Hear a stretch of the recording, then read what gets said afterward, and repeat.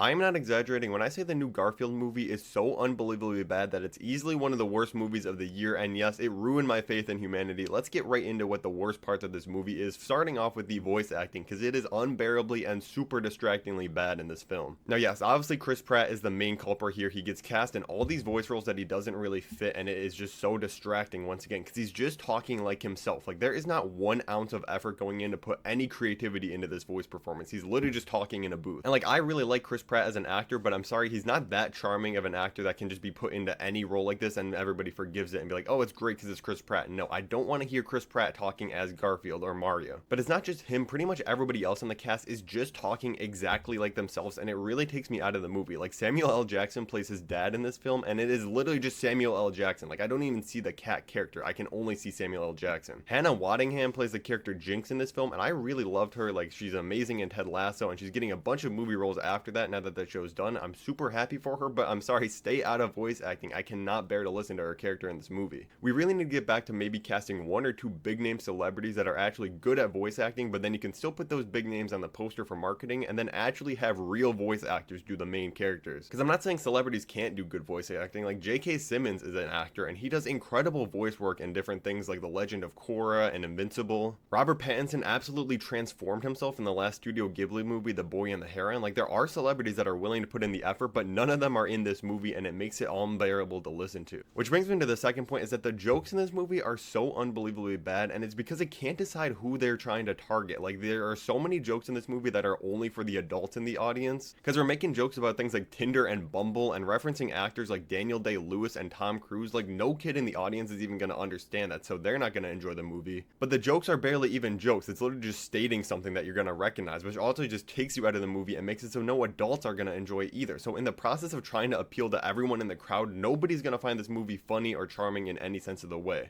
And yeah, the voice acting's still a problem with the jokes, because maybe a few of them would have been funny if you actually had a good voice performance delivering the lines, but no, they're all just so bland. Which is really the perfect way to describe this entire movie, because the entire plot and look of this film is so unbelievably generic. I feel like it was made by a bunch of people in suits instead of an actual creative team. And I have no confirmation of this, but I would not be surprised if this was just a script floating around that just had like generic characters about it, and they just bought this up and applied the Garfield characters to the story. Because once again, it is so unbelievably generic. There's nothing about this that screams it's a Garfield movie besides the fact that they shove lasagna into the film. And yes, everybody's gonna come out and be like, oh my god, it's a kids film, why do you care so much? But kids deserve better movies that actually have effort behind them. They're trying to tell a charming and unique story, or at least have like a unique visual style. This movie brings nothing to the table, and it's immediately going to be forgotten by everybody that sees it in the theater. I really hope this movie does terribly, because we should not be supporting things that are this lazy and greedy from studios, especially since we're in an era where we're setting new standards for animation and kids films. Things like the Spider-Verse movies, the latest Teenage Mutant Ninja Turtles films. Ghibli is still pumping out amazing films like The Boy and the Heron, like I mentioned earlier. Even the Mario movie last year, obviously that was just a huge IP film that's trying to profit off the Mario name, but at least it was a little bit better and had a little bit more effort put into it to make a creative and unique world that felt true to Nintendo. This just feels like you're literally applying Garfield characters to the most generic story ever. I gave this movie a 1 out of 5 stars on Letterboxd. If you want to follow me there, my @ is @That'sMovies. I'll put it on screen right now. But please literally do anything else with an hour and 40 minutes of your time than watch this movie. Like, go see the new movie Fall Guy, Kingdom of the Planet of the Apes. Furiosa releases in a few days. I haven't even seen it yet, but I know it's going to be 3,000 times better than this film. Go see anything else. Do not support this film, I beg you.